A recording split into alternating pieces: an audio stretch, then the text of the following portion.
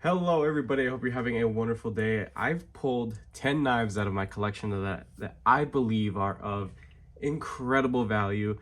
I got the idea from a couple different channels. I think G-Ball Vision did a recent similar video of his top favorite knives, like just in general, like whether it's like value or design or just materials overall, that whatever brand is using, and as well as Stasa 23 Knife Therapy. He's done similar videos. One that inspired me as well was he did a video on knives that he would purchase again. Majority of them were budget knives, not so many like higher end knives because things can get expensive, you know.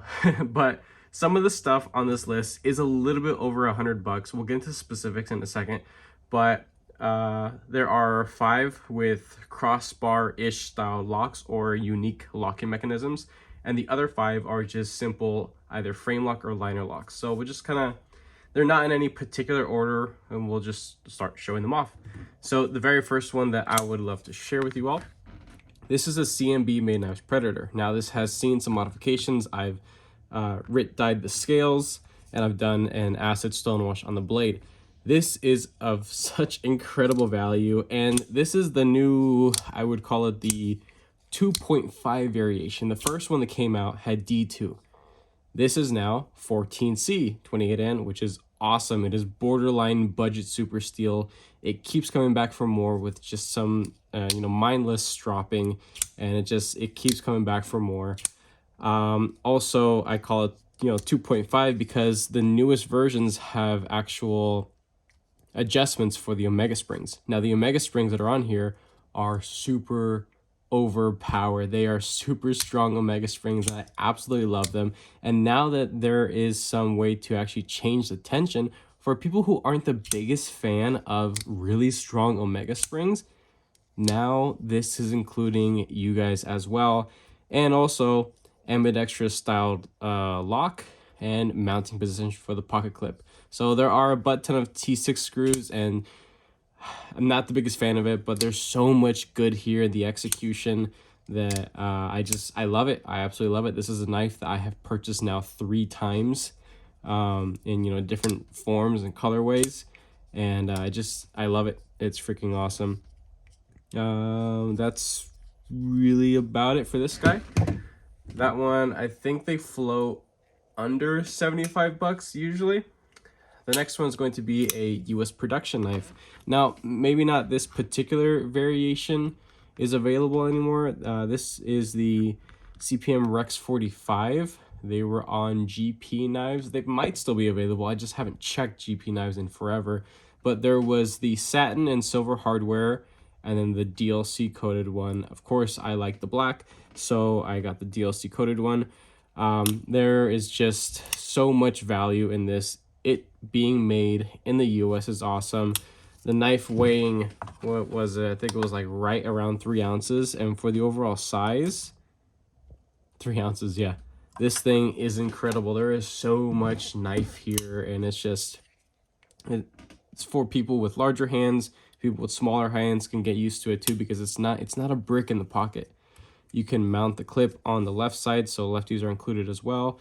Disassembly, maintenance, carry is like really easy. Super thin and slicey, incredible blade shape that isn't funky by any means, and it's a deployment method that you can use with or without working gloves. So that's awesome. So if you need a just pure powerhouse slicer, this is it. And I know that they're well under $150. So I think I got this guy for maybe 140, 145, around there. And then the satin variations were a little bit less, I think $10 to $15 less. Not much of a difference. It's really just what you prefer. But the Manix 2 comes in many different blade materials. So just go and pick and choose whichever one you'd like. This one is going to be a budget option for sure. There are a couple different variations that come in and out of stock. It's kind of hard to keep track of it. I got this off of Amazon, and I'll be, of course, sharing the link with you guys. This guy is around like 30. It's well under $35, and it's essentially everything that a Bugout should be. Affordable, lightweight, all inclusive, just easy to use. The Omega springs in here are incredible. They are very well powered. They haven't busted by any means. They're a whole lot thicker than the ones that come on the US production Bugout. This, of course, is a budget Chinese-made offering. You get D2 blade material. You can get coated and uncoated. As you can see, the coating of this has held up quite well. It takes an incredible sharpening. D2 is, it's good at that. The model is the FT2103, so Freetiger 2103. There are G10 with texturing ones. This is the slick carbon fiber.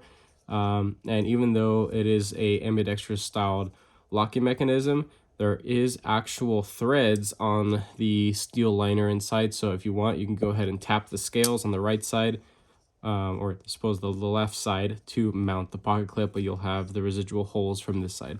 So super cheap and affordable knife, and it's something that I definitely gravitate to a lot throughout my week. It's very charming, and especially for the price, this is an incredible gift knife. I actually bought a butt ton of these to give to my brother-in-laws for Christmas this last year, and they're not knife guys, but I think with this, now they are. So they've definitely been loving it, that's for sure. The next one, this is going to be something that not a lot of channels have been showing off. I'm not too sure why. Maybe because they're just kind of tired of the overall idea of the Towser K. Maybe they just forgot about it. But this is the White Mountain Knives exclusive Towser K Mini. Towser K, not Towser. Towser K Mini, and it has titanium frag. Now, everything else is steel, so it is a little bit on the weightier side. We can go ahead and just check the weight real quick. But even still, for the execution that Kaiser does, the multi-row, I believe it's nylon caged bearings, and it has 154 cm blade material. This is just executed so freaking well. This is a sharpener and a user's dream. Hold on, give me 1 second. My ice machine is going off. So as you can see, the sharpening choil and plunge guide, that was from the factory. I did not do that. You can sharpen this to oblivion and get so much use out of it, which I think it's absolutely incredible. Super easy to take apart, maintain. It acts just like any other crossbar locking knife. It did include extras, as you know, some hardware, extra Omega springs as well. And this has a clutch lock, which has 5 different settings for tension strength that you could choose. So a lot of customability with this one as well. Also, left-sided carry mounting position for the clip that you can actually move a little bit up or down for the depth of carry in your pocket. Majority of this is T8 hardware. I would say very minimal hardware overall. And it's an awesome knife. It comes all monochromatic. It's all just regular silver looking, but I did anodize the scales. It was a very easy project to do. But yeah, it's just a lot of good here. It's a definitely more compact size knife, but just such a wonderful blade profile. It's super thin, incredibly slicey, and the 154 cm blade material takes an incredible coarse edge. I love it. Last one for unique locking mechanisms. This is one that I'm sure you guys have had your ears talked completely off, but this is the CIVI Vision FG. Don't get it confused with the premium one by We. This one is much more value packed. The regular ones come in Nitro V, which is very similar to 14C28N. It takes an incredible coarse edge, and it just keeps coming back for more. This specific variation is just right at $100. It had originally ivory G10 scales with some wonderful, I'd say light textured G10 there, but this one is the Sanmai with the Damascus, and blade performance is going to be significantly less than the Nitro V one. Just that's my experience in use, but I still love it. I love how it looks. I love how it performs. I love damn near everything about this.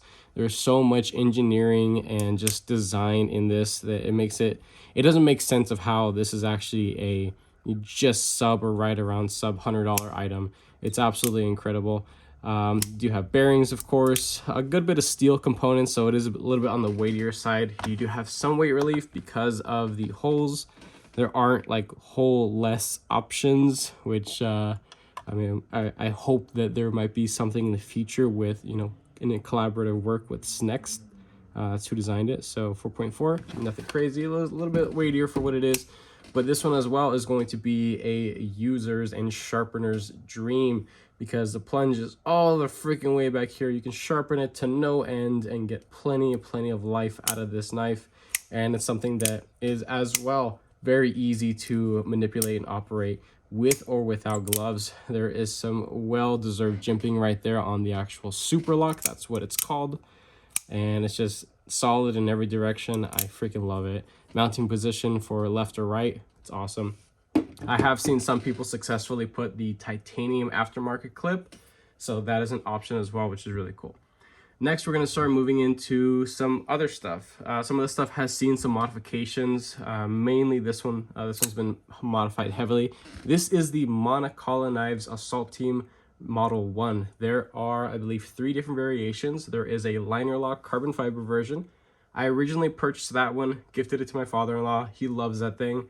There is a golf ball textured G10 version as well. That one is also a liner. Those ones are around, I think, just sub $30, and this one is, I believe, around 40, maybe 45 bucks. But what you're getting here is 14 C28N and real titanium frame lock.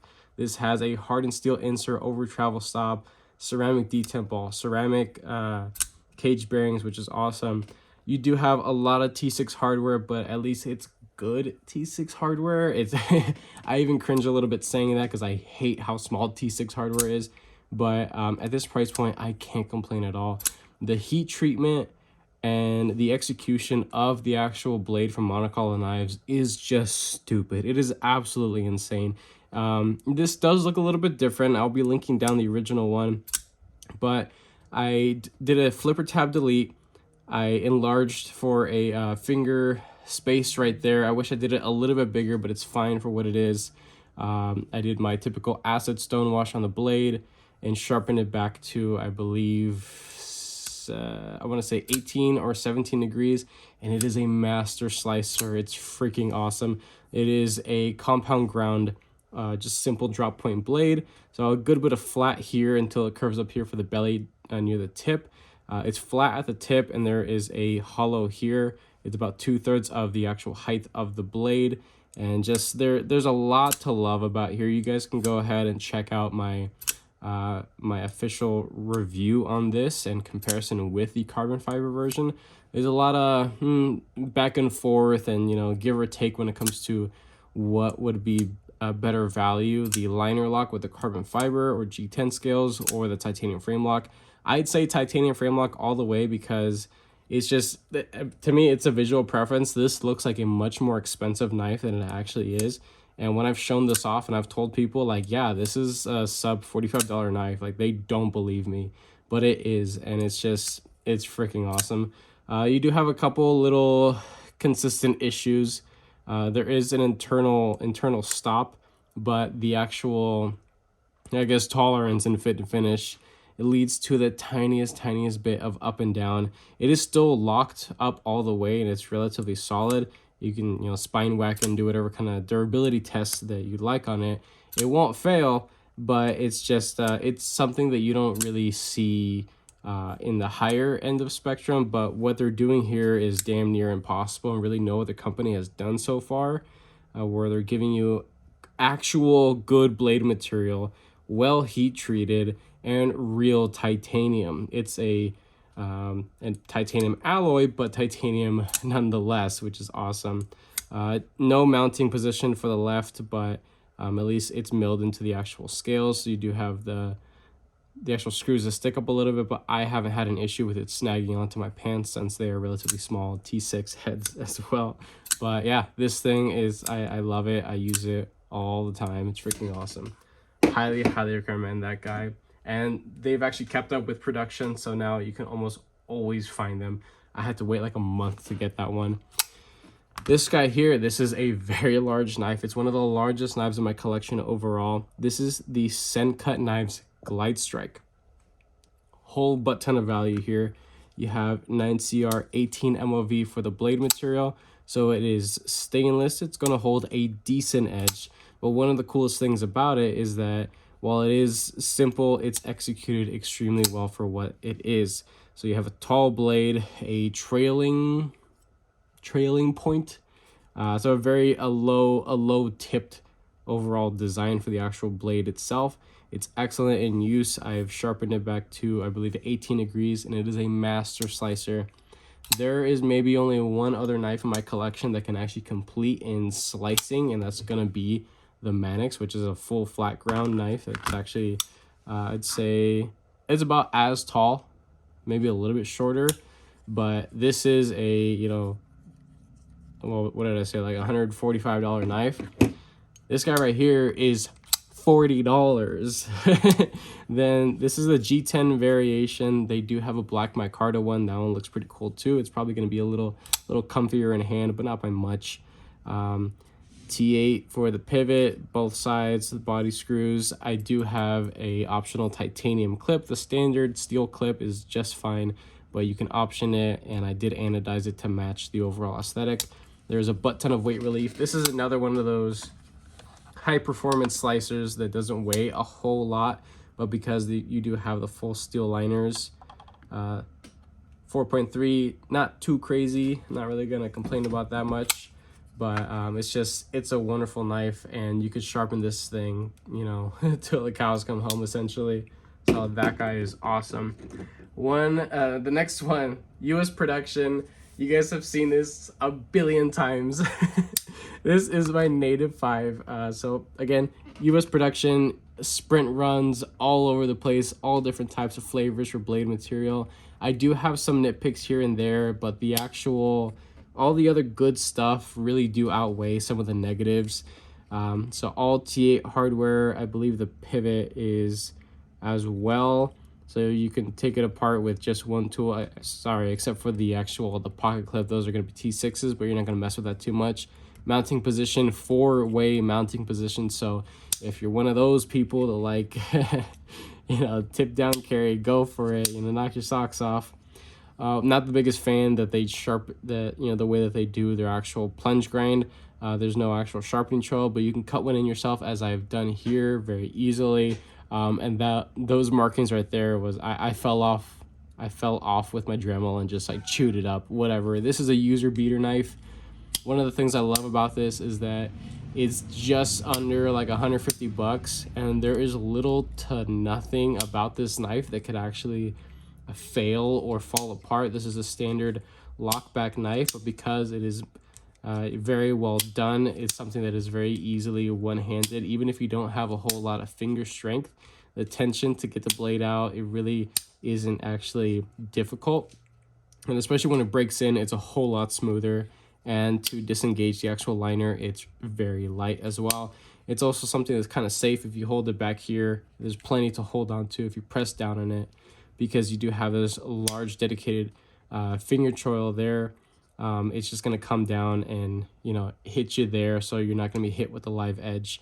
But what I think is so awesome about this is that this is about as much blade as really anybody in an urban environment would need. You have a stumpy, compact blade, a lot of handle, so you can put a lot of force into it. And just for everything it is, once you get one, you're most likely gonna fall in love with it. The only thing that kind of keeps people away from this is that in modern knife carry designs and stuff like that, a lockback is something that just isn't really preferred anymore. It would be awesome if Spyderco did an update on a Native 5 or something like that, or maybe brought into a premium tier with cooler materials. But as it is, this is one of the most affordable US Spyderco knives you can get, and I am just head over heels. I've had so many different variations of this, and I'm always gonna have a Native 5 in the collection. So this guy's freaking awesome. This second to last here, this is going to be the Kubey Knives Titanium Titty, the Titus Titanium Titty. This has a bunch of different names of the hobby. I forget the actual model number. I think it's KU322 possibly, but just based off of materials alone. Now, it is kind of difficult to find this on super sale. I did pick this up on I guess regular sale. I didn't get it on super sale, but There are some people that claim to have gotten this, I think at like 85 bucks or 75 bucks or something crazy like that. I got this guy around 100 bucks, and the most expensive I've seen it is like creeping up to like 130. Even at 130, just based off of execution alone, this is such a freaking steal. You have 14C28N for the blade, beautiful finish, tall blade, super slicey. This one as well, you can sharpen it a good bit before ever creating much of a smile. Not really much of a finger choil, maybe just one knuckle if you have thinner fingers. Full contoured, textured titanium here. T8 titanium screws for the pivot and body screws, as well as the hardened steel insert with over travel stop, ceramic detent ball, ceramic bearings, all the good stuff. A folded titanium clip with titanium T6 screws. So a whole lot of customability that you can do in the future. You do have a flipper tab here. I prefer the whole. I am thinking about doing a flipper tab delete just to make it a little bit, I guess, more, my speed. That's just my thing, but the flipper tab works just fine. There is some finer jimping on here. But I would definitely prefer something a little bit deeper. So if you guys are skilled at, I guess, notching in your own jimping, or you want to add to it, that's definitely an option as well. It works just fine for what it is, but I do definitely prefer the whole deployment, and reverse flick on this is awesome.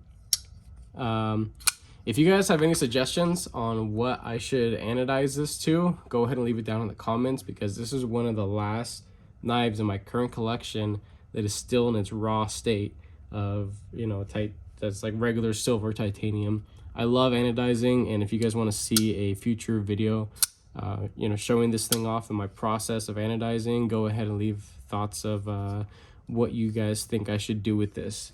So there's that guy. I've seen them.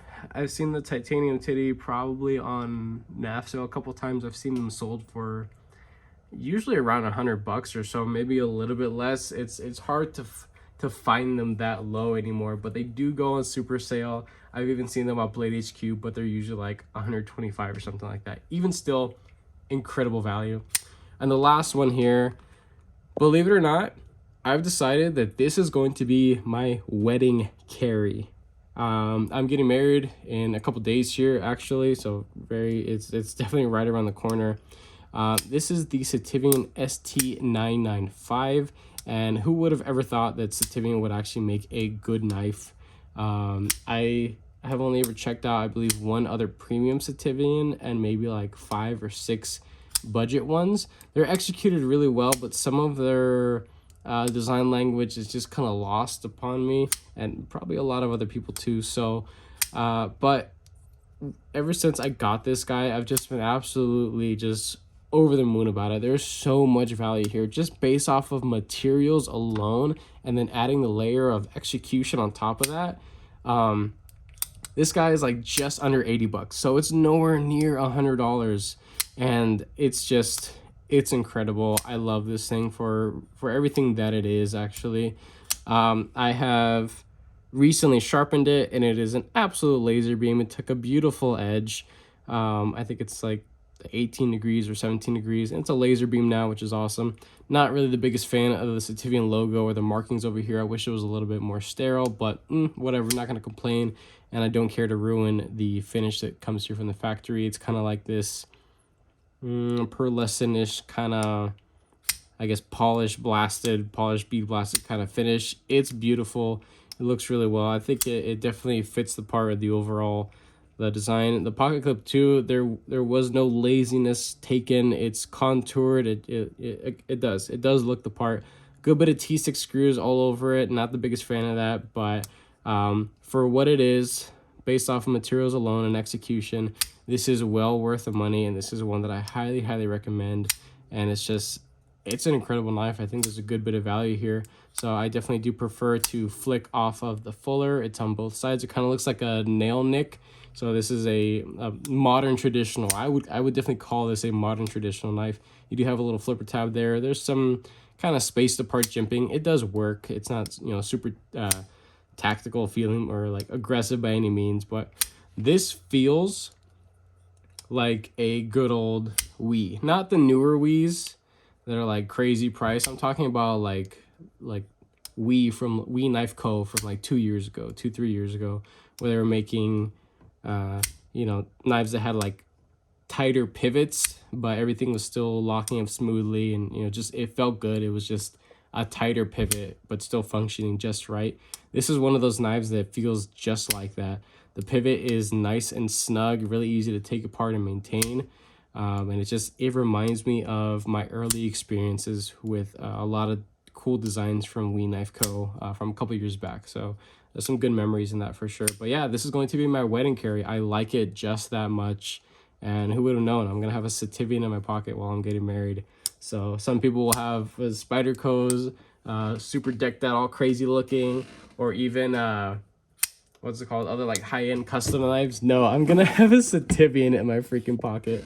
Before that, I was actually going to have my beautiful PM2 in my pocket, but this thing weighs a whole lot more. And in my slacks, while they are fitted to me and tailored and everything to you know, to my actual legs to, you know, look good and tapered and on me, this being, you know, 4.8 ounces, this does create a good bit of slack. So that between, you know, that I'll take it. It's not making much of a difference, but it's a much smaller footprint, and I think this is going to be much more appropriate for the special day that is. So with that being said, I hope you guys enjoyed this video. It's definitely fun to do it. If you are subscribed, thank you so much. I appreciate all your support and your patience, of course. If you are not subscribed, please consider subscribing, because I have plenty more videos and content coming your guys' way. With that being said, have a wonderful rest of your day.